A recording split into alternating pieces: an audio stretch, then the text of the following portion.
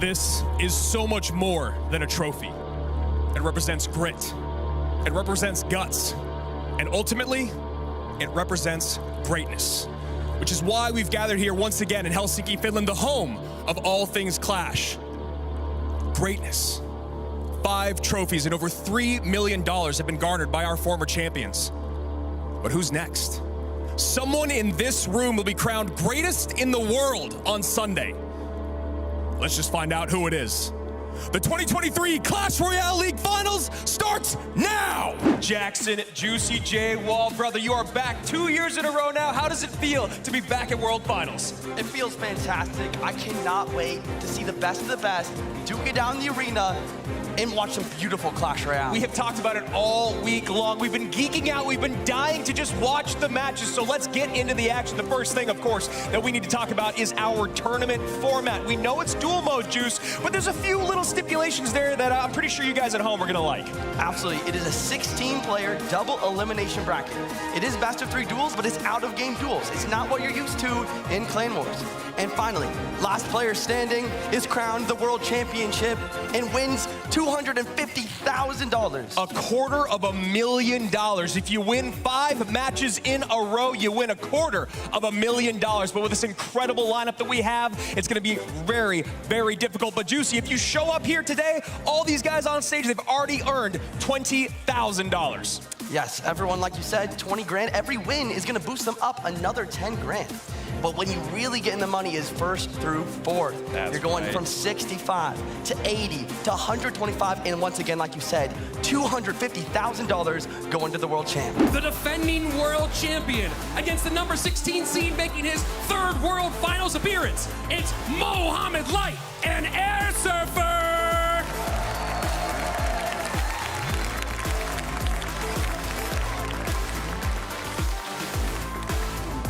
Another Goblin Giant at the bridge. It's raged up, but look at that little prince is completely charged up, taking everything out. Lightning gets a bit of chip damage. Molite just barely surviving these pushes, and it is Triple Elixir. Maybe he can make the comeback, but it's looking great for Air Surfer right now. 15:31, 8:38, 40 seconds remain. Bowler cycled in the back. Goblin Giant going opposite lane to make sure that Molite can't get too aggressive here.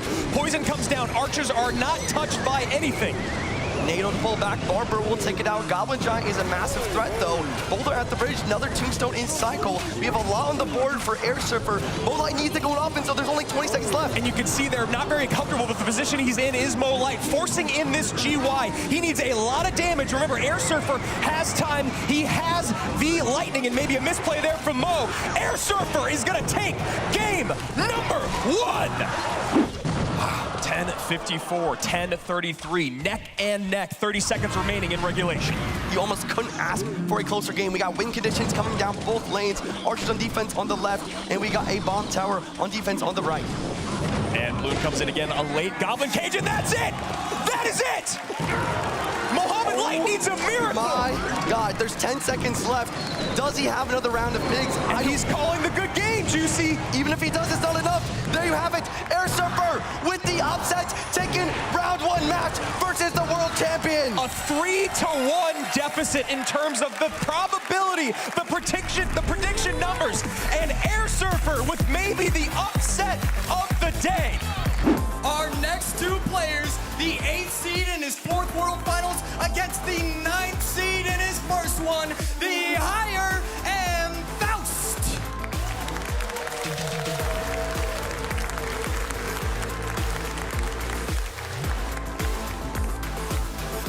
That this is a Goblin Giant deck.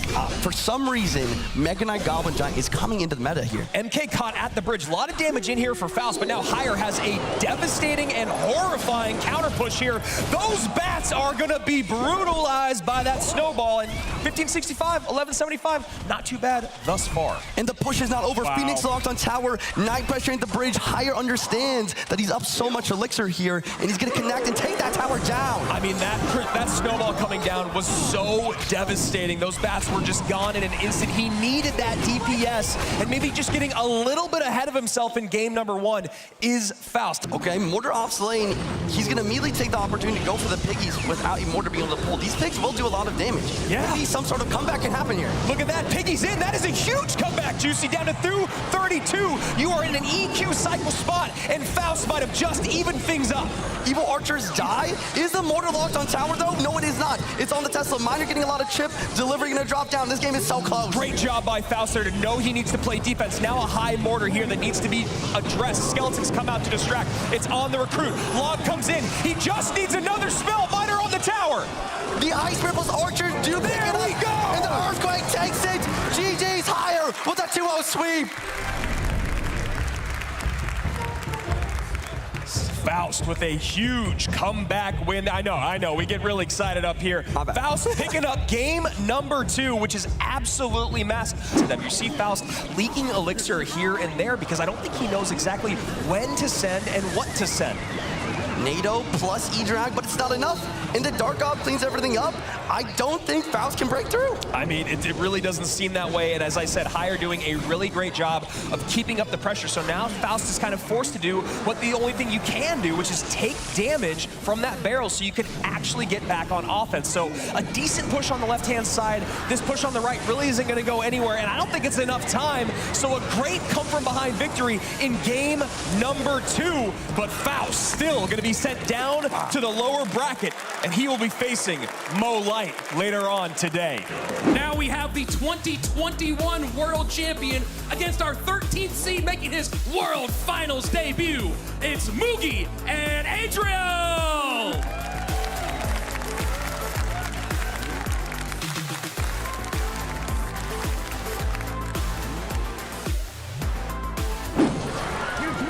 Slow play into the right-hand side. Goblin Giant plus Sparky. This Dark Prince going opposite lane pretty much the entire time.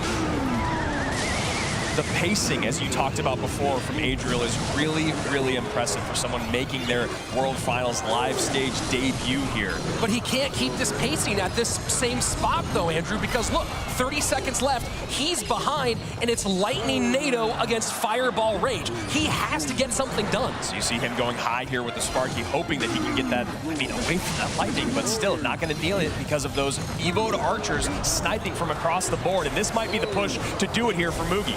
The late game heroics for Mugi, and this should be enough. Evo Archers go wild on the right-hand side. Fireball is not going to do it, and the 2021 World Champion opens up his 23 campaign with a win. How long can you keep that little prince on the board in these final 30 seconds? Yeah, and the other thing that Adriel has been doing so well, Rich, is he's been sending the miner to the safe spot over and over and over because he's waiting. Mugi is going, you have to change this up eventually, and he hasn't been doing it. Evoed RG at the bridge, no bomb tower in cycle yet. Oh boy. Oh boy. Did he get the push? He did get the push. One shot in, 2-11, poison down, opposite direction. Fireball will be available for That's Mugi. it. Now Miner goes the other way. Miner gets on. Can it do enough? No, it will not. Mugi wins this one by a hair. We have the 5th seed in his 2nd straight World Finals against the 12th seed. Again, another newcomer. We have Arden Toas and Sosa.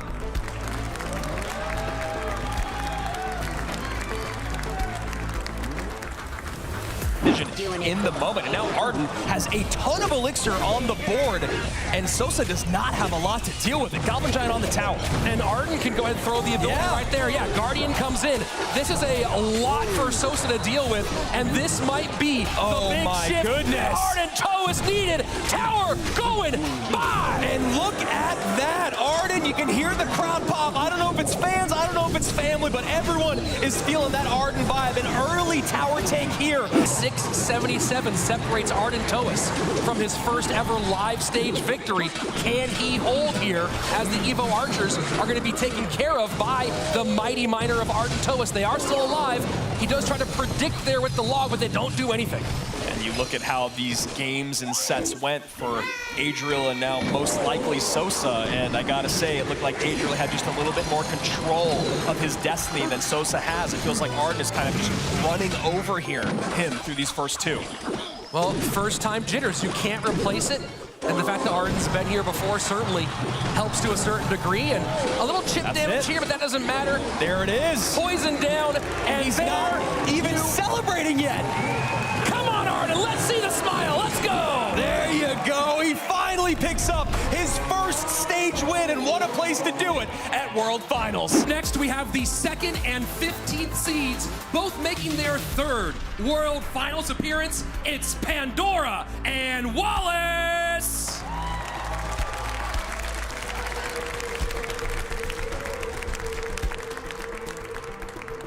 Wallace played very little balloon during the CRL season. Only one game did get the win. You have to imagine that Jose VTS, his coach, was trying to be unpredictable here in this matchup. So far, though, it has been Pandora getting the advantage. And right there, going in with the Loon in the back, trying to set himself up with a double Loon push. First Loon, not going to be the dangerous one. It's that second Loon that is so powerful. And Poison to slow it down. The Miner does not get there in time to tank for the balloon. Snowball to slow it down, and it does connect. Oh my word! The lead swings to Wallace in our final minute. Right there, Bomb Tower 2 to defend. A big push coming in from Pandora, getting the tower down to 965. But Wallace, let's see what he's going to do. Is he going to attack with just the Miners, or is he going to go in with one more Loon push? These Poisons are a huge problem for Wallace, as he does not have the same ability to create direct damage on the tower. You see the Miner not getting it done. Loon in for the pressure. Poison in for Pandora. 30 seconds left. Beautiful adjustment. He wants the balloon to get tanked. The Miner on top of the tower. 115, 66. 17 HP left. Log in. Is the Loon going to get there? Yes, it will. Wallace takes game number 1. Evo Barbs with the raged up Goblin Giant, raged up Sparky, just spamming right now. Is Wallace on the right-hand side, but he's not going to get a ton out of this. Into the tower all the way down to 2304, but nothing more. Wallace just going to set up with another pump. Again, exactly what you want to do when you're playing these Sparky pump decks. Barbs in cycle this time. Fireball does not get the Archer to see Wallace shake his head. That was not what he was hoping for. And now the NATO clears, and this should be enough to get this tower all the way down. Pandora takes game number 2. Oh my goodness, misses the Fireball. Oh, you hate to see that. And Skeleton Barrel, when the Mother Witch is out of cycle, kind of the only option here for Wallace, does not really have the desire to deal with a bunch of pigs going the opposite direction. As we go into sudden death, big lead opened up for Pandora as Wallace tries to make the conversation go away from his weak side tower. Right there, Fireball on the right side tower. Spear Goblins plus the Dark Goblin to clean everything up. I think one of the recruits might get a chip shot. And yes, gets the tower down to 1178. Wallace needs to figure something out quickly, but I'm racking my brain. I don't know what he's supposed to do. This is such a tough matchup. Yeah, this is definitely rough for Wallace, and playing this one from behind already. Ram Rider in should go to the mortar, as it's not going to fall quite yet, but it touches and turns, and there you go. Look at that. He has finally done it. Pandora gets his first ever win at World Finals. We have Vitor 75 and Not Afraid.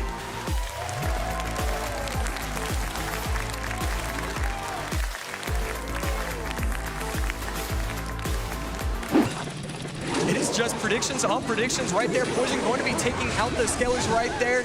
Not going to get any value. And this Miner is getting a ton of chip damage. Not Afraid is going to take the lead. That is a huge push. Yeah, the Miner of Vitor changing directions off of the tower as he's chosen to go for a race rather than go for the defense. Still, look at this. The damage in 611, 862. Yeah, right there. I think that bat, that singular bat got maybe 5 shots. Beautiful right there from the Valk. This is gorgeous gameplay from both players.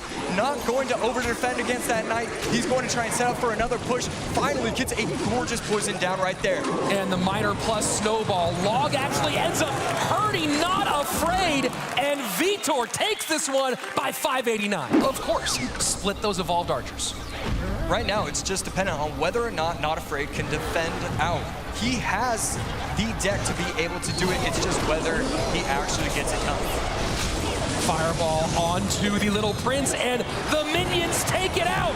Absolutely pandemonium here on the board. 1040, and just you said, he only had to play defense. The defense falters and Vitor takes the lead. Yeah, a massive advantage for Vitor, and he's still going to have to defend these archers right there. And that Tesla, it's kind of interesting. I mean, he's going to be able to cycle back to it, but you never really want to see your building down to 20% health.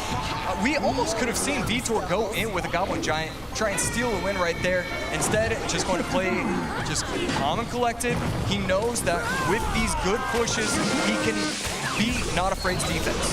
And not the evolved archers, so they're not able to get onto that, but the range prediction onto the Skellies does enough to get deep into enemy territory. Archer, Dark Prince, Fireball has to come out, and a little more chip damage forces the Fire Spirit as well. Vitor pouring it on as we get closer to triple.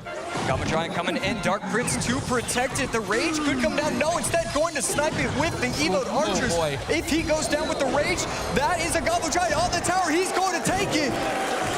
Vitor 75 moves on in the upper bracket with a brilliant display. Next up, we have our number 3 seed making his World Finals debut against the 2023 World Champion.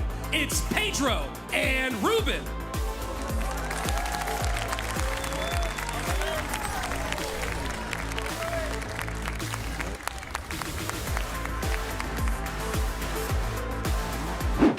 Little Prince does defend for a moment, and look at that. Guardian does get out to help keep that mortar up. Log to protect as well, get a little bit of chip damage.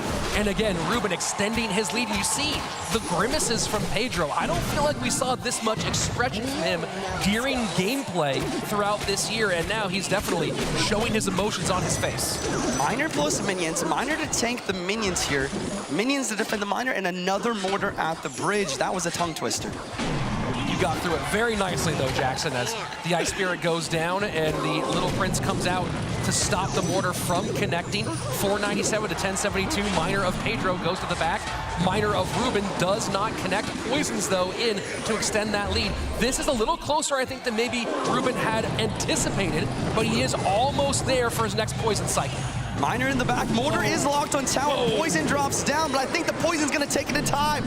And it's a photo finish. Ruben gets it done by 155. Wow. Fisherman down. Is this an opportunity with some pressure on the left-hand side? No, goes for Fireball on the Mother Witch instead. Final minute, triple elixir. Pedro facing the possibility of dropping down to the lower bracket. Has to make something happen. Skelly King in the middle to take out the Tesla. RG is locked on tower for at least 2 shots. I mean, that's some damage. That's big damage. Fireball in, and suddenly we are close. Fisherman, though, walking away. Tesla there. Arrows trying to clear. Hog does not get the shot. The Fisherman turns around and might have just saved Pedro's game. This game is so close. Musketeer dies the tower. Here goes the evil RG in the pocket. Tesla trying to deal with it. Oh He's my on the God, tower. it's on tower. The evil RG beats the Tesla, and Ruben has to go to game number 3 against Pedro. Well, Pedro certainly has been capable defensively, and Mini P.E.K.K.A not back, so Archers have to defend. Snowball gonna get some good damage here for Pedro, who might get one more, and he does. 6:04 left, and once again, the big swings of this match, Jackson. Game number 1, haymaker after haymaker, and suddenly Pedro has drawn blood. Yeah, that's Snowball once again. It's a mini freeze, somehow slowing everything down enough to get 3 hog shots. It's up to Ruben now to break through before these earthquake cycles finish him off. And these Evo Archers are a huge problem for Ruben. Dark Prince gets out ahead, Sparky does some of its work, but these Evo Archers staying alive and getting so much value. You see Ruben shaking his head. He knows he can't do anything about them. He has no spell to attack. He has no way to get there. Just raging up a mini P.E.K.K.A, and that's it. GG, well played.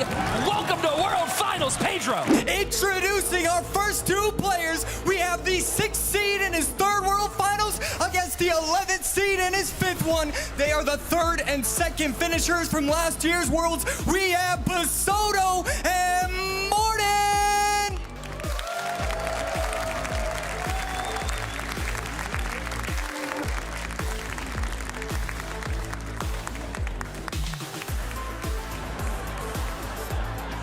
Greater Instead, tower down at 455. That's not going to matter. Morton struggling. He knows he's going to have to get aggressive. MK at the bridge.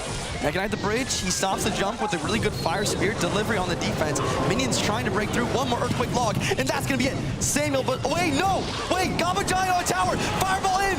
No! Oh, Earthquake! Oh my god, both towers down! It's a tiebreaker match! 30 seconds left! Gamba Giant in the pocket. Morton is trying everything to do to keep this pressure on. 2099, 2082 for the King Tower, so he has to worry about both of those. Morton has the advantage now, goes in with the Royal Hogs, and Mega Knight to stop it. We see the frustration on Basoto's face. Oh my word, he's going to have to get another Royal Hogs. I mean, if Morton uses the Fireball on offense, that's going to be a problem. Instead, Archer's in the middle. Evil Archer's in the pocket. Do they lock on? It doesn't matter. Fireball will take it. Morton with the top. A slight advantage for Basoto.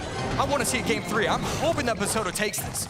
I got to point out how the lanes are completely switching here. You want to go same lane with Ejai, and Morton is pressuring the right side. So it's weird to see both players attacking the more healthy tower.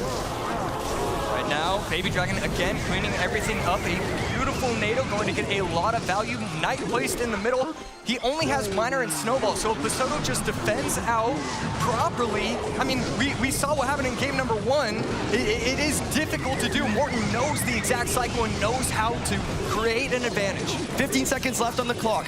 Miner trying to get some chip on the right side. Morton needs a lot of damage, though, if he wants to outpace this Lightning. Baby Dragon once again in cycle, dropping down the defense.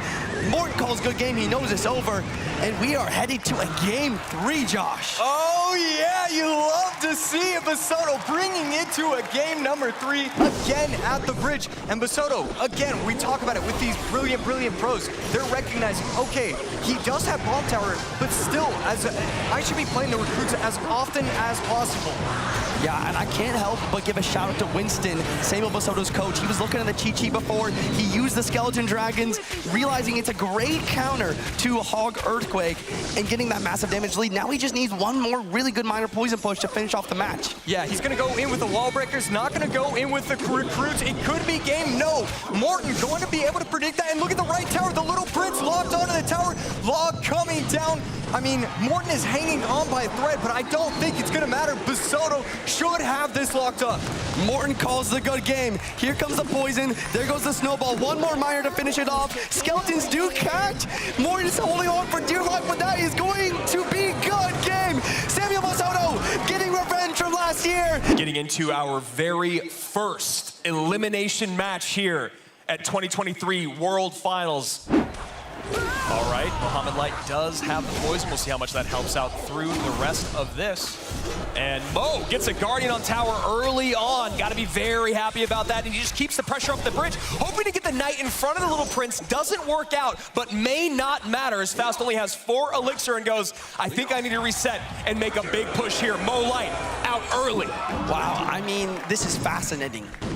Very rarely do we see a tower drop in the first 90 seconds, and that's just going back to the Mohamed Light effect. You can't help but think against someone else, Faust maybe could have played a little bit better. I mean, Giant Graveyard is not what you want to do versus Mohamed Light. I guess his idea was, you know what, I'm just gonna hope for a good matchup, go for Giant Graveyard at the bridge, and maybe take a win, but it just very rarely happens versus Mo. And Faust back up against the wall as we are about to get into overtime.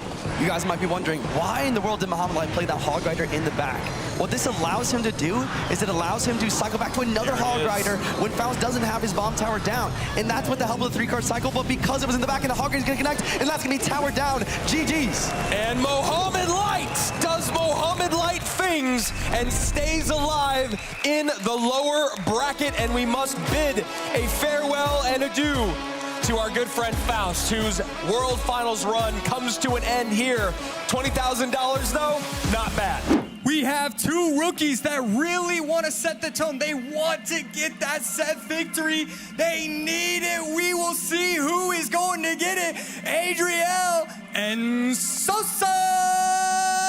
So now Sosa going in the big send here on that right-hand side. Happy to send those minions up high, and now gets another Evo Mortar down. Sosa, relatively medium, I'd say, on Elixir, but doesn't seem to have a great battle plan at the moment. Minions once again counting the Little Prince. Miner clears up everything. Wait, Evo Mortar That on the is tower. huge! And Miner gets the tank for the gob. Wow, Another shot. hits. That is massive. Now Fireball has to come out on top of the mortar, another and shot. it gets another shot. Everything going Adriel's way. Miner to the front, minions to the front. Wow, and the Poison gonna drop down as well. Poison does 216 tournament standard. I think that's enough to win this game. GG's, well played to Adrio. And a beautiful, beautiful game number 1, completely in control. Adriel gonna have to feel a little bit nervous and maybe play a little bit better defense than we saw on that last E-Giant set. Evil Firecracker at the bridge. It's locked on damage. It's so much E-Giant getting taken care of by that Prince quite nicely as well. And no NATO there for the Hog. Bowler's already down. Double Bowlers are in, but Bowler is no longer behind an E-Giant. It is gonna, you know, I guess technically tank for this Phoenix egg, but I'm sure Adriel will get on top of that very easily, and it's an MK right on top of that egg. Bowler getting some nice shots on both sides, but the right side's what matters. Prince down, and he doesn't have any way to stop this. That lightning, and Sosa's gonna take it. Wow. GG's, ladies and gentlemen. Wow. And we're going to a game 3. An elimination game number 3. Here comes the pigs, recruits, and Skelly Drag's gonna deal with that quite nicely. I love the decision to save the Fireball for the offense in this situation. And Piggy stacking up some damage there, narrowing the gap to just over 100. Lumberjack at the bridge. It's not Raymar, it's Balloon. Sosa has it in front of tower, but those recruits are gonna do a great job of distracting it. He gets the archers here. Snowball to slow. Is this Balloon gonna Fireball. Wow, and this is looking scary. Yeah, Snowball Fireball comes in. That balloon should get a drop. It does! And the last second delivery, that is double damage in terms of losing the elixir, taking the drop from the balloon, and the death damage. And now Adriel is just one spell cycle away from staying alive in World Finals. There's the Snowball, and here's the Fireball, ladies and gentlemen. Adriel gonna take it. GG's. And Sosa able to at least pick up a game on his World Finals run. Congrats to him, but a much bigger congrats to Adriel, who takes his first match win at World Finals, and he had to work for it as well.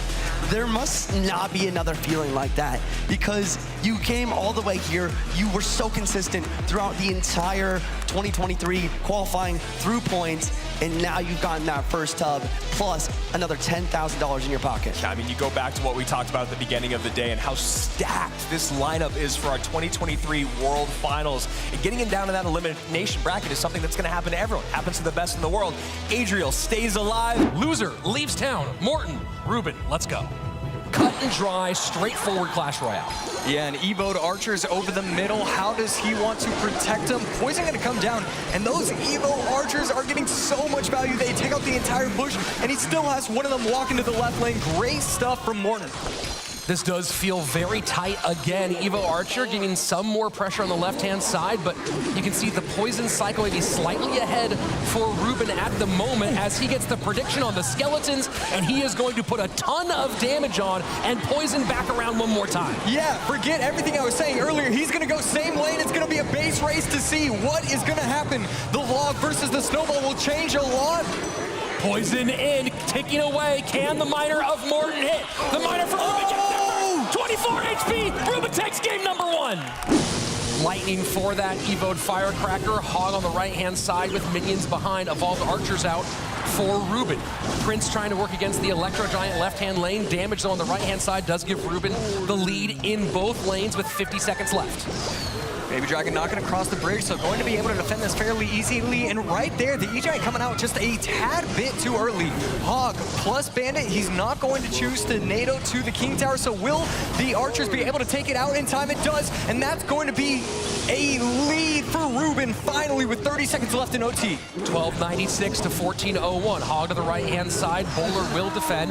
Mega Knight does it leap. Mega Knight almost connects, just barely doesn't, and that could be a turning point here. 18 seconds left, and Morton does not have a lot of spell power to go against this lightning. Yeah, right there. Double Baby Dragons up. The minions are going to do nothing. The Hog is going to go to the Tombstone. 979 to 1401. This is going to be Ruben taking out Morton. Oh my. Of all the things you could expect on day number 1, the last thing, and you can even see Ruben, either a big sigh of relief mixed with maybe a sigh of disappointment that one of his greatest rivals out on the very first day, but it is Ruben, 2020 world champion with Team Queso, the MVP of that season, proving, despite maybe some criticisms of the last couple of years, that he is still at that world-class level. Yes. 4 players fall, 4 more with their backs up against the wall as 8 sit pretty going into day number 2 at the Clash Royale League World Finals. And what a day number 1 it was. It started off the same as it did last year. Mohamed Light going down to the lower bracket, but bouncing back and eliminating his opponent. Arden Toas and Pandora picking up their first ever wins at World Finals. Teammates clashing, Ruben and Pedro, an incredible back and forth, but Ruben stays alive through the end of the day, eliminating one of the goated players in all of Clash Royale as we say goodbye to Sosa, Faust, Not Afraid, Morton, and maybe another of the craziest games we will ever see in Clash Royale history puts Morton on the wrong side of that coin. Here we go, day number 2 coming your way after an exceptional way to start these finals. Boys, that's been a good one. Hello everybody and welcome to day 2 of the Clash Royale League World Finals here in 2023. Day 1 was absolute pandemonium, starting with our defending world champion being sent down to the lower bracket, this time by Air Surfer in what could be the biggest upset of the tournament.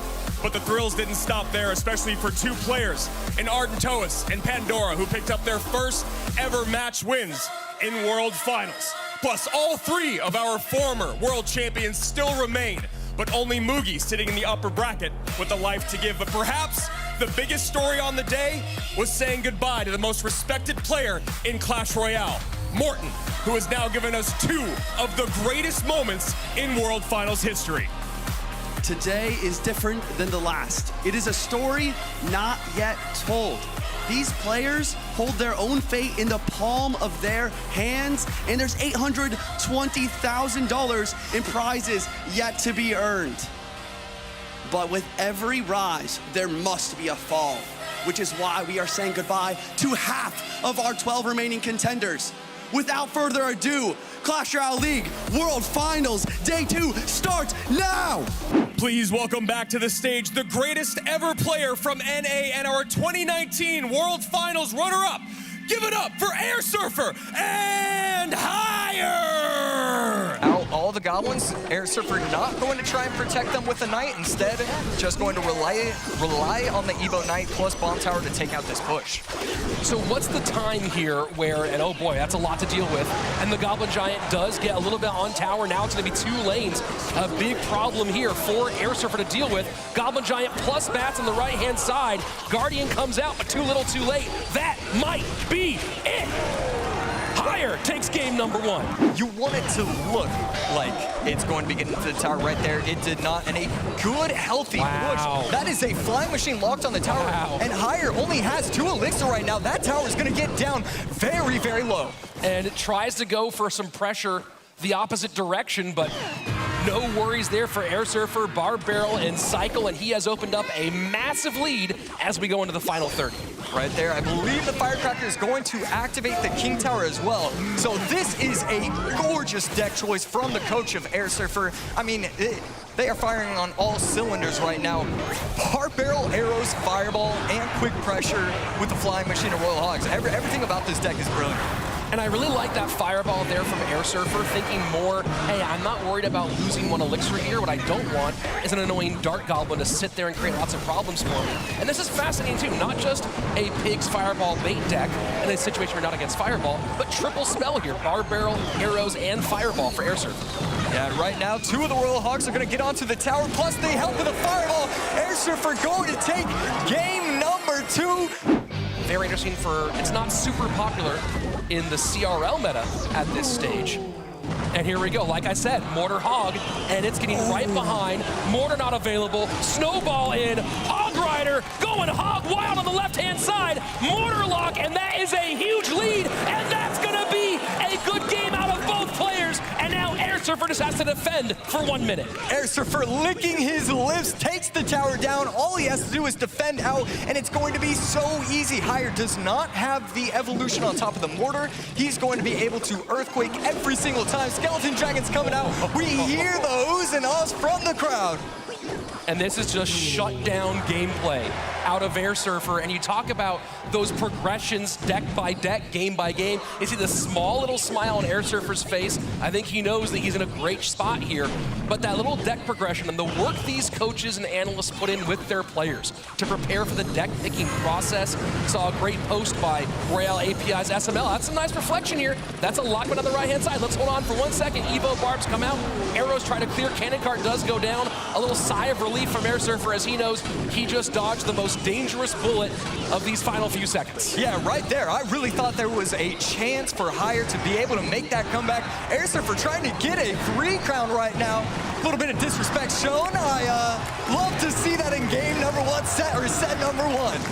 And that's it. Air Surfer going through to the upper bracket semifinals. 2 matches up, 2 matches won, and he is deep in our World Finals. Look at that celebration. Huge celebration from Air Surfer. Give him the thumbs up. There's the coach giving a little love to the coaches. Love to see that from the cameraman. Our next match is between our 2021 World Champion and another back-to-back golden ticket winner who's coming off his first big World Finals wins. It's Mugi and Arden Toas. Worry about Mugi just trying to set himself up so that way he can go with the Earthquake Snowball cycle on top of the tower. Maybe create a little bit of pressure with the Hog, but at this point he's really just trying to get chipped from those Earthquakes. And you can see that right there, not even worrying about trying to get the Earthquake onto the Tesla is Mugi, and now we see 2 Firecrackers behind a Hog on the right-hand side.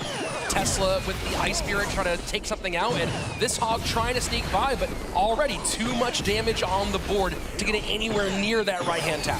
Yeah, and that 1 Firecracker getting just a little bit of chip damage tonight, not able to get the shot. So because of the health and how, I mean, we're seeing good pushes from Arden. We love to see him give himself a chance. That's exactly what you need to do at these World Finals. Well, that's the big problem here, Josh, is with that Tesla mistake earlier, he didn't really give himself the chance that he needed. This is a match that feels like, from what we're seeing right now, would have been a lot closer had we not had that 1 misplacement. Yeah, and that's all it takes at the World Finals. I mean, Arden, even at the very end, he's still making great plays, trying to go beat Hog in the back, cycling the Firecrackers, but it's just not gonna matter. 330 HP is the real number you have to be looking at.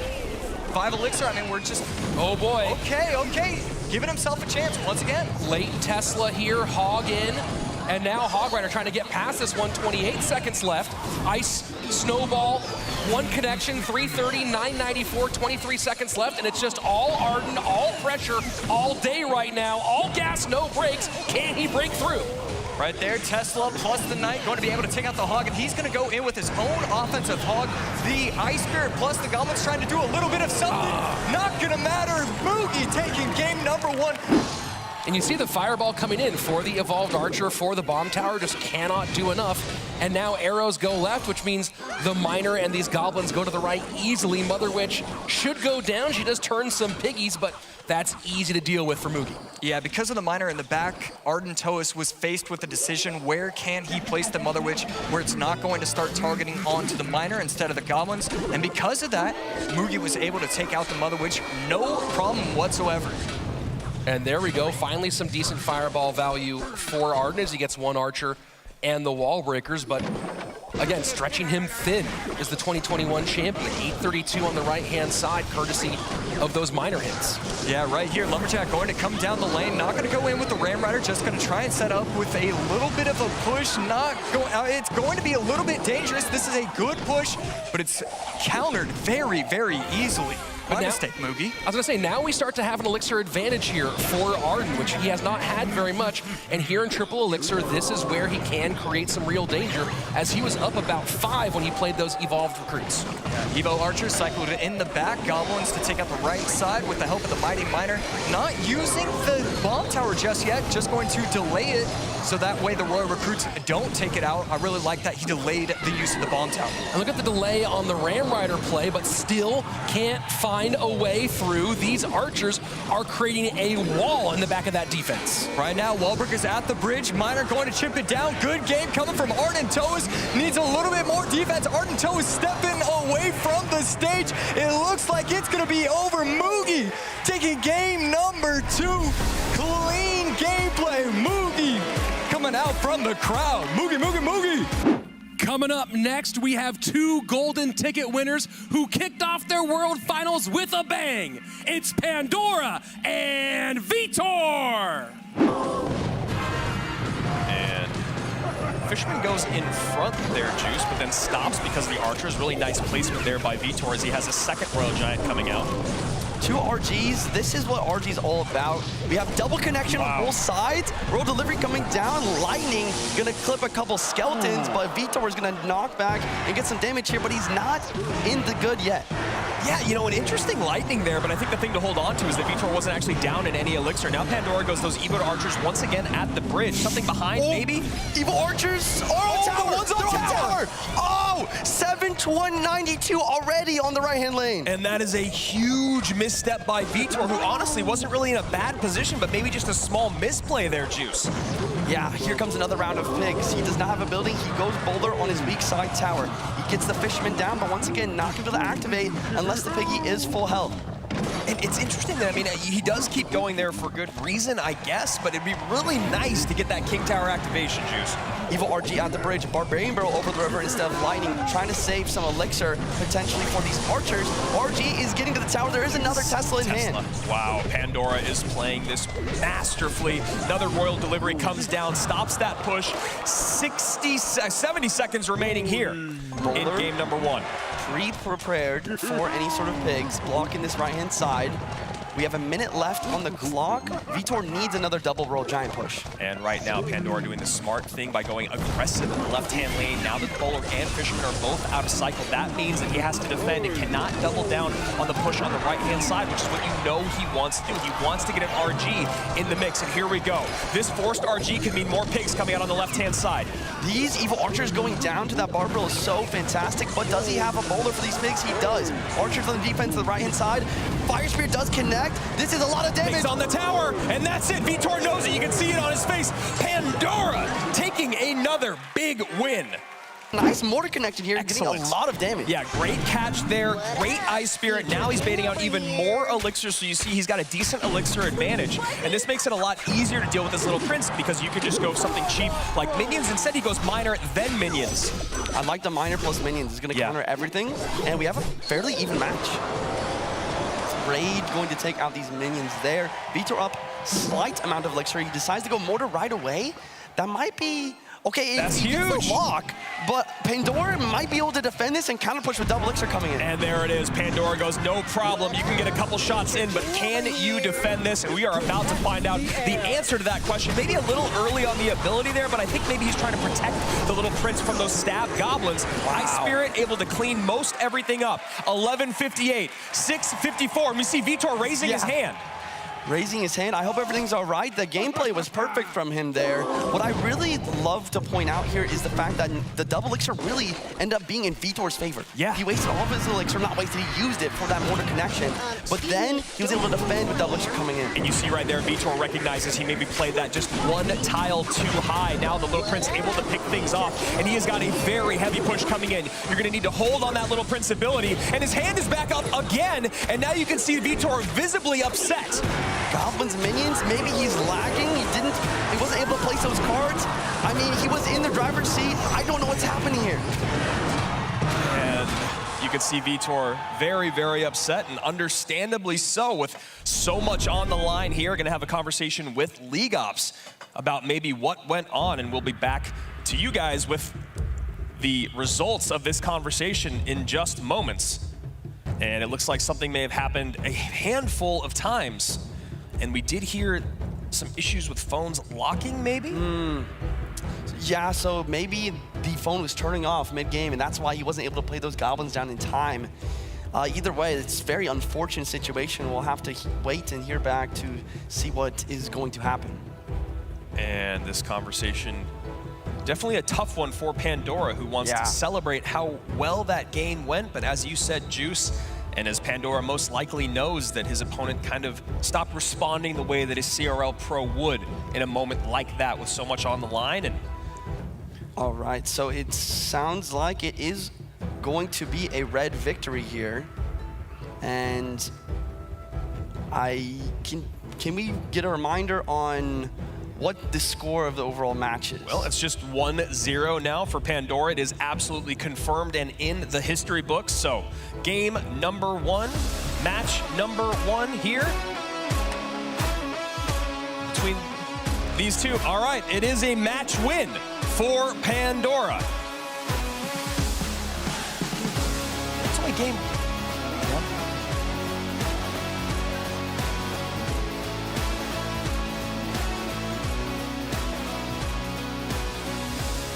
So not the way you want to see it go, but Pandora will take the match win here. Will we not be playing game 2 again? And while taking the breath out of the room a little bit, still Pandora survives in the upper bracket. Vitor has lost his 1 life to give, and we'll see more of him later today. A brutal change, but as you said, it was the upper bracket. Vitor still has a very good chance in the lower bracket, and he can still come back for that championship. Get ready for some fancy footwork as we get ready for the battle of the best Brazilian. It's Pedro and Samuel Basoto. And here's the graveyard on the right-hand side. That's a really nice play. You always want to be going same lane as your opponent, but Samuel's left side tower is lower in damage. I love this tornado though. Baby Dragon locking on tower. That is huge. Pulling that Mighty Miner back and caught Pedro looking 2100 as Sam takes the lead by just a bit. The best play for Pedro in that situation would be to pop that Mighty Miner ability when predicting the tornado. That would have allowed the Baby Dragon to get pushed backwards, but we have a very even match because he didn't do that. And next GY comes in here. No tank, but Skelly's tanking maybe for that little Prince. Archer's cleaning everything up as a couple poisons come down on the board as well. 1904, 1977. I want to point out that that graveyard got 0 skeleton hits. Samuel needs to play his graveyard 1 more tile to the right to ensure some sort of skeleton connection. Yeah, the traditional graveyard placement has been changed up a little bit now that poison doesn't fully clean it up if placed like what you're saying right there, Juicy. Tornado going to get a little bit of chip, but a nice Goblins plus log is going to really prevent a lot of these skeleton hits. 1846, 1830, neck and neck as we take into triple elixir, which is technically where Sam should be able to run away with this, but we all know what Mighty Miner does to a Miner poison with a 3-card cycle in triple elixir. Very difficult to keep up with as Sam gets very aggressive.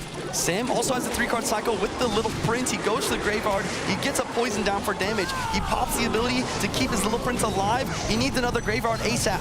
Little Prince gets taken down 1460 now to 1459, separated by just 1 HP. 30 seconds remaining. We'll see how Sam wants to clean up these wall breakers. Nice high Baby Dragon to clean them up. Does not.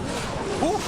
Wow, almost got away. Here comes the graveyard, poison as well. Evil Archers plus Goblins, a nado. Is this gonna be enough damage? I don't think so. I think Pedro is going to be taking this match. And does it get the catch? Samuel Basoto, but Graveyard comes in. Is there enough time? A lot of damage done here by Pedro, and it looks like he could be taking game number 1. Wallbreaker connects. Pedro taking game 1 in style. Big coming in, and we have another Evo Knight tanking for another massive push. Sam only has 30 seconds as well to break through, and this Sparky's clogging the lane. And second bomb tower comes down. Archer's cleaned up on that right-hand side. A sellout push on the left here for Pedro. And Sam trying to hang on for dear life. This defense is fantastic. Gob Giant comes in, but he's back to another bomb tower. Sparky does not get the shot. Evil Archers in cycle, and that is game, I think. Samuel able to bounce back once again after a rough game 1. He's done it 2 days in a row, and we are going to game number 3. That is exactly what I want to see between these two players as well. Like I said, Muhammad Light's rival that he said was his rival, and then the real rival, in my opinion, Samuel Basoto, the one who was the only one to beat him this year. Yeah, and that was a very, very fun back and forth there in game number 2. The defense was impeccable. Getting some chip damage in here is Pedro. A nice catch there with that Ice Spirit for the Musketeer and pushing it opposite lane. That was so clean. But he takes the opportunity to attack the opposite lane. There's 2 Teslas on the board, though. Sam doing a great job of always keeping one up.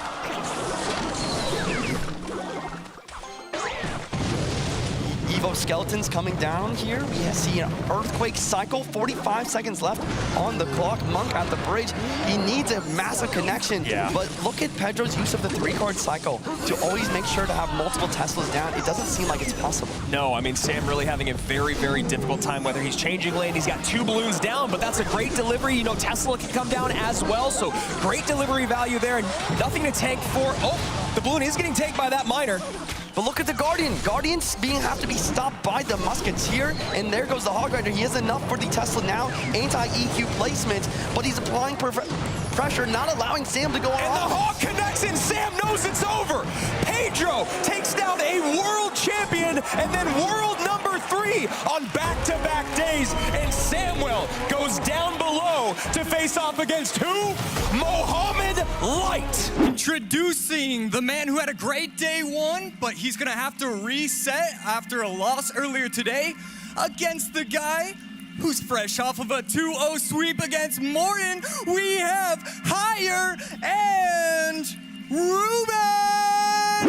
And now E-Giant, Bowler, Baby Dragon. Baby Dragon will go over towards the Tombstone, which is not pulling the E-Giant. Yeah, and so that is huge. Wow. And now the Bowler maybe gets a lineup. It does. No, Bar Barrel behind, but still Bowler on the board. And so much is being spent by Higher to not do anything other than survive.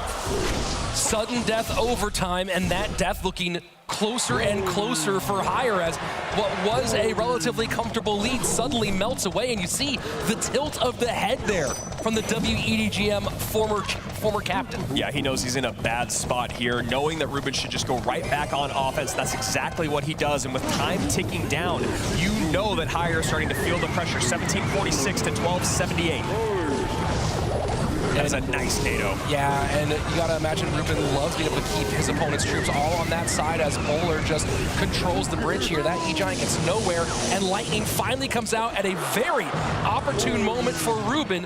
Higher sets up Bowler, 70 seconds left. Almost feels like the nail in the coffin, that Lightning, but still Higher has 1 minute to respond, and we all know how quickly E-Giant can stack up damage, but how on earth? And you see there, Ruben doing a great job, Rich, not playing the Tombstone. I love varying that defense. This is what we talked about yesterday, is people were having trouble with the buildings being sniped by the Evo archers and trying to make plays that predict that, either with changing up your sequencing, changing your building placement, or even trying to pick up the aggro from those Evo archers. We just saw Ruben do that very well. Yeah, gets that Lightning in on top, and it's a, you know, that's a credit to Higher, is, you know, Rich, because we were talking yesterday about how well Higher and even Not Afraid were showing the track of cycle, and Higher was ready to go with that Tombstone, trying to pick off that Tombstone, but Ruben just 1 step ahead of him with 20 seconds remaining. And that's a nice E-Giant, just knowing there's not much you can do at that stage. Defend, but with 15 seconds left, this is going to leave pretty much no opportunity. And I don't even know if they'll get one, because Lightning will be very close by. Higher already calling good game here, and Ruben putting Higher back to the wall next game, facing elimination. 2092, so far so good for Ruben. The question's going to be, when we get deeper into double and along to triple, what does this look like for him? And Miner does not go to the Firecracker, baiting out those goblins, gets arrows on top of everything, and the balloon only gets some death damage. And the Phoenix gets pulled as well, as the Goblin stays just a little bit alive. So again, you see a little shake of the head from Higher, and these players noticing every single tiny thing that goes right or goes wrong, and how critical that can be. I mean, Ruben is playing this very, very well, and just like we were saying moments ago, it feels like the Ruben of old, just on top of the cycle, knows exactly how to pick apart everything that Higher can send his way. And, you know, even though he only has the Tesla, Ice Spirit, and Firecracker, it doesn't even feel like he's wanting for any sort of air defense. Well, the big question is going to be, once we get in deep and we start seeing some fancy plays with the Phoenix, Loon, and Miner, does it hold up there? But Ruben's got the best thing going for him right now, which is a big lead and almost a very big mistake for Higher. Yeah, a lot spent there for Higher to almost take a hog hit, but he gets away with one. The pressure from Ruben's great here. It's not letting Higher get the elixir to go in with Loon Plus, because he can't really go simple. He has to go a little bit more complex. And look at this, hog in, Snowball has to come down. And the Firecracker, Rich, that should do it. And now he's in spell cycle range. Ruben stays alive. Higher, not given up yet, but it is a tall mountain to climb. They have not seen the good game, which shows maybe he feels some semblance of hope. He has to go late bomb tower here, and there he goes. This is his only push. And that is a clean defense. Ruben knows it's over, and our former world champion stays alive. Two players that are certainly happy to have made it to day 2, but I've got a good feeling they don't want to be knocked out in this next round. We have Arden and Wallace. Tower up here, that's a pretty hefty expenditure, but when you look at what Arden has available, there's not much he can spend differently to control that mortar and not waste elixir on pretty much a dead job. Yeah, and there you see here, Wallace just goes, okay, you're gonna start setting up a push to the left. I'm gonna set up my mortar here. But the thing is he's got those skellies, he's got, the Ice Spirit, that little prince, and those minions, and he's gonna be able to cycle back around to another mortar. So, and another poison. And there's the poison. Now he's got the minions up high. Doesn't even need to drop anything else here. He could use the mortar on the left-hand side. And here he goes, back to another mortar, but I do like the prediction play he made against those evolved archers. We talked about that. Players getting, we seem like we're, oh boy, arrows in, Ice Spirit to hold, Snowball comes down against the goblins. Will the Loon connect? And the Loon gets a huge drop, and just like that, we've got a game on our hands, folks. Archer gets a shot as well. Monk can use his ability, and this is absolutely massive. Balloon is in up high, does get picked up by the little prince, and mortar comes down, but Wallace starting to make a lot of mistakes. Miner into the back, Ice Spirit to catch, and then the goblins. Snowball, though, to clear. The Miner does not get much out of it. Miner opposite direction. Look at that left tower, Rich. Oh boy, goblins in front, 20 seconds left, 865, 750. Evo Archers plus Monk up high, poison out of cycle now. Miner gonna go in here for Arden and Wallace. And this is huge. Oh, the reflection on the log by Arden. Oh my word, game was in hand, and now suddenly Arden is one win away from knocking out Wallace. Lightning does have some good targets, especially that Electro Dragon, as we've already seen. And a very aggressive Royal Giant evoed at the bridge, and no NATO in cycle, so gonna have to use a freeze instead, and you know, Wallace is pretty happy with that. Yeah, he's gonna take it only takes 1 year, so they're pretty close, almost tied, 21-14 to 21-31. But he doesn't have the ability to push the Royal Giant back. He can pull it away with the NATO, but really it's gonna come down to stunning, damaging as fast as he can, and alternating between the Electro Dragon and the Freeze. And I was just gonna say, the thing though is that Arden only has one air defense card. Now that it's out of cycle, you see Wallace pushing the issue here on the right-hand side. He goes Lumber Loon, and I don't know about that Lightning, man. He should be able to get back around to the Phoenix. There it is, but the Freeze, exactly, the Freeze is in, and that is massive damage for Wallace. Lot to deal with on the left-hand side, though, as Wallace does face a Bowler, a Ghost, and a Phoenix. Ghost goes invisible. Wow. Electro Dragon gonna get lightninged off, and look at this lead that Arden's about to take as we go into sudden death. And nothing to support this Phoenix on the right-hand side, no, but does get a little bit of chip damage in. 839, 1497. Arden Toas back in the driver's seat. Just the massive blows being delivered back and forth, and that's what these two decks do. These are not decks that dink and dunk and get little bits of damage here and there. Barbell at the bridge, trying to just get something here out of Arden, but he's already got that Royal Ghost in the back. And more lightning value in here for Arden, and Wallace just giving it away, maybe trying to bait it out, we'll see. Trying to find some opportunity to get through on this right-hand side, and now Phoenix is distracted. Does he have a way to keep that Phoenix away? And the Freeze, there's the Freeze! He has to NATO this Phoenix away. Can he do it? But no, the King Tower activation will prevent that, and this might be it, Andrew. Yeah, he's got to deal with this Royal Giant. He does have NATO to pull it back, I believe. There's the NATO, but he got a shot! And that is it! Wallace is eliminated! And coming up next for a match that the winner is guaranteed a minimum of $40,000. Please welcome back Vitor and Adriel! It really is fascinating. We see the minions plus goblins plus Ice Spirit is not really a normal thing, but the minions just so good versus Little Prince. We see the Evo Archers all over the place, getting lots of value in a multitude of different decks. Miner coming in right here, though. It is a Miner Poison Mirror matchup. Mortar being the only change, but Adriel taking a lot of damage. Yeah, right there. You would have loved to see the poison be placed 2 to 3 to 4 tiles, even a little bit higher. And right there, Vitor, Wow. forgetting about the left lane, he can go all in. This is beautiful to watch, and that's going to be a mortar lock. Can he protect No it? way. The archers are targeted onto the goblins. This is huge for Vitor. Mortar, so many shots. Will it get one more? Yes, it does. It always gets that last shot. Goblin gonna get 2 stabs on tower as well. This might very well be game over. All he needs to do is defend for the next 50 seconds. Are you kidding me? Adriel's only going to use 2 elixir on the left lane, and Vitor's still able to recognize that's too many elixir used. That is such a beautiful adjustment right there. Gets the tower down to 254, and with 35 seconds left. And And there we go. Tower fully down at this point. yeah, I mean, that was just the icing on the cake at that point. Vitor using his own miner, predicting the Mighty Miner to pull the mortar, pulling all the way over. Mortar locks on tower. I mean, I wish we could have seen that when it actually mattered, but it's going to be tower down, and maybe he'll do it again in another match. There we go. 10 seconds left. Vitor hanging on, going in with the prediction poison. Not going to catch anything because Adriel is going to recognize. Hey, let's head into game number 2. Phoenix on the left. Adriel is going full defensive mode right now, but he needs damage as well. It's going to be interesting to see how he managed to do that. What do you think it is his best bet to get damage in this match where Vitor's constantly pressuring?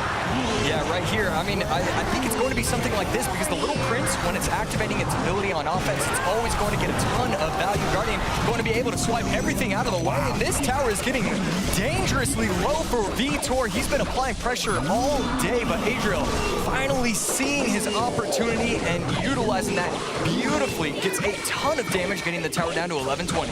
Fireball does come out on the wall breakers. Spear Gob's bridge, Dark Gob on the other side. Dark Gob getting so much value, killed everything, plus got damage, but it wasn't enough. He is still in the damage deficit. V-Spirit to take out the Skelly. Skellies get 2 shots, plus the death damage from the Skeleton Barrel. Recruits, not the Evo ones, so Adriel's just going to try and get a clean defense and possibly go in with another RG. He does have the Evo RG inside. Royal Giant, sorry, not Royal Giant, a different RG, the Royal Ghost, going to be taking out the recruits there. We do see another counter push. You have to remember, Adriel also has his Evo Royal Giant in cycle, and he's waiting to use it for the perfect moment. Yeah, right there with the Mighty Miner down on the field. You can't really go RG into that. A lot of pressure on both lanes. Barbell going to be able to clean up everything pretty nicely right there. I mean, so many small, just difficult defenses, and he's cleaning it up very nicely every single time. I mean, very well said. Plus, look at the damage on the right-hand side.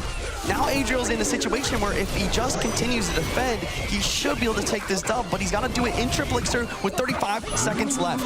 34 seconds left right now. Vitor needs to figure something out going in with the Skeleton Barrel. Finally, we see the spell be used, and I just don't think it's going to be enough. 25 seconds left, and look, Adriel is going to be able to defend out and then maybe get an RG. There we go. We do see the RG from Adriel. Evo recruits for the defense, but there's no building. That's what I was talking about earlier. There's no building in a lot of the decks in the meta, and that allows this Royal Giant to connect for massive damage. Tower's going down. Adriel taking game 2. Snowball does allow for 1 shot, but this might give Vitor a chance to get a nice push going. Yeah, this would have been a massive push if the Hog would have been behind the Knight instead. Still a solid one. The Knight is always so powerful. Mini P.E.K.K.A placed right on top, and he's still going to go in with the Hog. The Skeletons are on the tower. Needs to force out the Snowball, and Vitor is in a world of hurt. He is struggling against these just these Hog Earthquake Snowball pushes. The other thing I have to mention is Adriel's building of choice. That Inferno Tower is making it so hard for Vitor to attack. He does not have a reset other than the Zappies, but realistically, those Zappies will never reach that Inferno Tower. And right there, again, places the Hog in front, and again, it doesn't matter. Still able to get a shot. These Firecrackers are getting so much value. Don't even need the evolution for it. And right now, Earthquake to defend, Hog on offense. Vitor needs to figure something out, and I just don't know what he could possibly do. Bowler is not enough to stop this Hog Raider. Will the Snowball be? No, will not. Hog Raider with another shot. Are you kidding me? Vitor probably going to go in with the Graveyard, but I just don't think it's going to do anything whatsoever. I mean, he needs to get in a cycle where he's going Mini P.E.K.K.A. against the Hog and protecting the Giant. Right now, the high Zappies could have been special, but because of the Earthquake, that's going to be able to take the tower. Adriel takes game number 3, the reverse sweep, and Adriel moving on to the next round. Last year's lower bracket finals, our defending world champion going up against the world number 3. It's Samuel Basoto and Mohamed Light. Basoto thinks that it's the perfect time to go in. The Archers are going to take out the Phoenix all the way. This is going to be a balloon on tower. Mo taking a ton of damage right now. That's going to get another shot. No, wow. Basoto not able to get the 3rd shot from the balloon. Balloon doesn't get another shot, but this RG is gonna get a ton. RG goes, Phoenix on tower. Tower going down before double elixir is even in play, and this push is not done yet. Everything in the pocket forces out the arrows. The Archers are going to come down on the board, going to be able to take out the RG. Basoto probably going to set himself up with another Loon push. Not going to try and go in with a Miner. And there we go, the distraction. And that is brilliant from Basoto. He's not going to overspend. Think that his Loon is going to go in front. And right there, Mo gets it. He's trying to bring the Monk back, and he finally gets it. Forces Basoto to have the Loon cross with nothing to protect. That was a beautiful cat and mouse game from both of these brilliant pros. It goes down, only 20 seconds left on the clock. Another balloon inbound. Mo Light does have the Phoenix here to defend, plus a Rage arrows. Mo Light is rubbing his hands together. He knows he's got this win in the bag. Yeah, that was a lot of great plays in a row from both of these players, but right there, the Loon going in front, nothing to protect it, and Mo gonna defend that easily, starting off the set 1-0. Evo Knight defends the Evo Archers. Ice Spear to try and keep it as alive as possible versus guards. He wants to counter push with it. Miner coming in from Mo. Not going to be picked up by the guards. Here comes the Hog Rider with Evo Knight taking Earthquake on the bomb tower. Archers plus the Monk. Is it going to be able to get a shot? It does. Tower down to 1386. Basoto just pleading with his opponent. Please, let me get this to a game number 3. He tries to block at the bridge. Mo knows that he's trying to do that, so he goes for his own guards. Monk ability does not pop. Little Prince is doing its best, but this mortar's going down, and this balloon is looking very high in HP, and this snowball is going to reset that Prince charge up. And right there, that's going to get 2 shots if he does nothing about it. 600 HP for the tower. Earthquake going to come in for Basoto, trying to get the Hog on top of the tower, and it absolutely will. Gets the tower down to 790. Mo with Snowball, arrows, plus the Miner in order for chip damage. Guards to protect, not going to allow the Monk to get the ability, and it does, getting the tower down under 300 HP. Hog does not get the shot. Log comes through. Miner is picked up by the Ice Spear and the Knight, but the Snowball pushes the Knight away. Miner on tower. Ladies and gentlemen, Mohamed Light taking a 2-0 sweep versus Samuel. In our next elimination match, we have 2 of the best Spanish players in Clash Royale. The new guard versus the old guard. Arden Toas versus Ruben. A decent amount this year. Ruben going with an aggressive early Graveyard. And maybe just reading the situation that there wasn't going to be a lot to sweep up these skeletons, and you're seeing that right there. A ton of damage and the high tombstone to try to defend against the Prince. Look at that! But the Guardian sweeps right through it, and that might be the game in the very first minute. It is. I mean, there's almost no way to come back from this. You know, Graveyard really is struggling when you're always getting a ton of pressure and you're trying to find moments to create offense. But if you take a tower this early on, Graveyard is also one of the best defensive decks in the game. Double elixir now starting to flow, and while these decks both are Hog cycle decks, the extra elixir for the Mega Knight and Prince should benefit Ruben. Yeah, and you know, if you're Arden Toas, you got to start to figure out how can I really abuse my Evoed Firecrackers and my 3-card cycle with my Monk, right? Because, you know, for the same conversation I was just having about dealing with the bats, you look at Ruben's responses to that Evoed Firecracker, also not a lot of great ones. Hog does sneak in, Snowball to slow the defense. And this Firecracker Ridge can cause a lot of problems. Evo Archer's trying to snipe the Firecracker, and they do just in time. And a little late is that Firecracker and the Monk. Oh my word, that was a reflected arrows. Yeah, we don't see that often, unless you're watching, you know, one of our many YouTubers' videos on when it first came out. And jumps. Oh Oh my word! All Ruben has to do is stop this Hog Rider, and he is good to go. Archers, bats, And that's there you it. go. And even then, Ruben goes archers at the bridge, early snowball from Arden, late bats, and that just shows you how dialed Ruben is right now. That was tremendous, and you see Ruben just feeling it right now, and I'm pretty sure I can see on screen right now that Josh is either asking a question or just praising him for the moment, because just like everybody, we're Clash Royale fans. I know, and when you watch someone play that clean as a world champ, I mean, again, at the start of the day, we had 3 world champions, all of them still hanging around. Moogie and Ruben have already checked their ticket for the day. Mo's the only one remaining. Trying to make another lower bracket run against the newcomer to the World Final stage, who shows that he's as cold as ice. We have Mo and Adriel. I need to force in more champions, and then I think that starts to open up the door to all the other champions and how they used to be. Look at those late archers. Oh, and boy, the reflect works. Oh my word! Is beside himself, Rich. A fully healthy Royal Giant, and Mohammed can do nothing but sit and stare as it just goes boom, boom, bye-bye tower. You see jaws dropped around the room, people biting their nails looking at our defending world champion just get caught looking before we even get into double. I think he really expected that the Monk was on the other side of the RG and that those evolved archers would go straight to the Royal Giant instead. That range, though. Yeah. The range, and then, you know, keep in mind that the Monk it's not just around the Monk. That Monk has a tiny aura when it casts that, and it must have been just on the right tile for that aura to catch those archer reflectors. That is a great thing for you to point out there, and maybe something that Mo wishes you would have said to him before that game. And now Momo in a horrible spot. We all know being down a tower, playing minor poison, there's basically no way to come back, but if anyone in the world can do it, it's that man at the top of the screen. He's gonna pull out all the stops here, but this is just, he knows it too. Reset, get ready for game number 2, and yeah, there you go, waves the white flag. Now, threatening in the back. And look at that sellout push, Rich. Yeah, the lane change here. Just make sure that Adriel's playing the game that Mo wants to play, not getting in his own rhythm. And those bats come down, maybe another drill left lane. Mo is the king of dual lane pressure.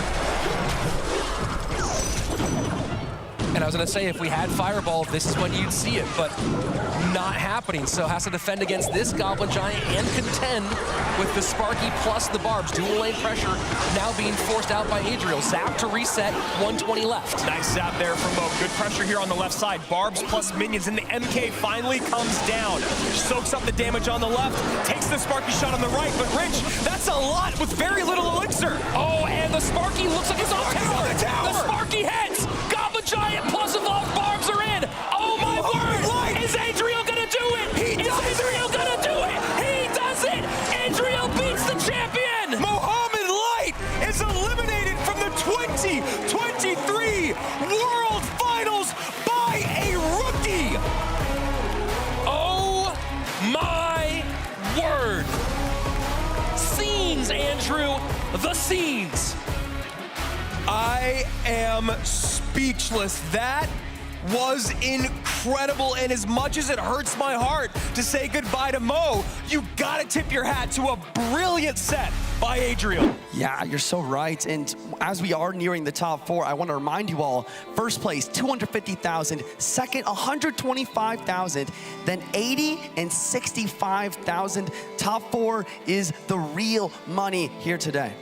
It's been a fascinating day, a wonderful day, and we've got one more day for you tomorrow. But first, let's take a look at some of the best moments from day 2.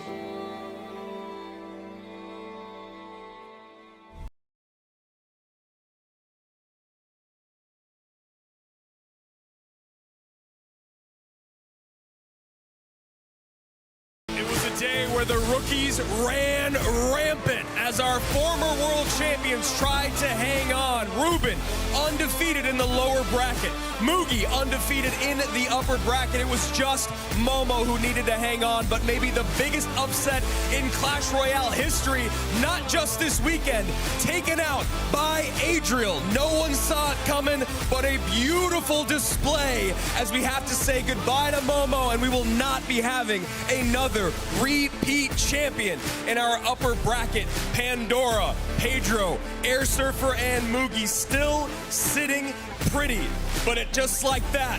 1, 2, 3, Mo, Morten, and Sam have been eliminated, and day 3, who knows what could happen.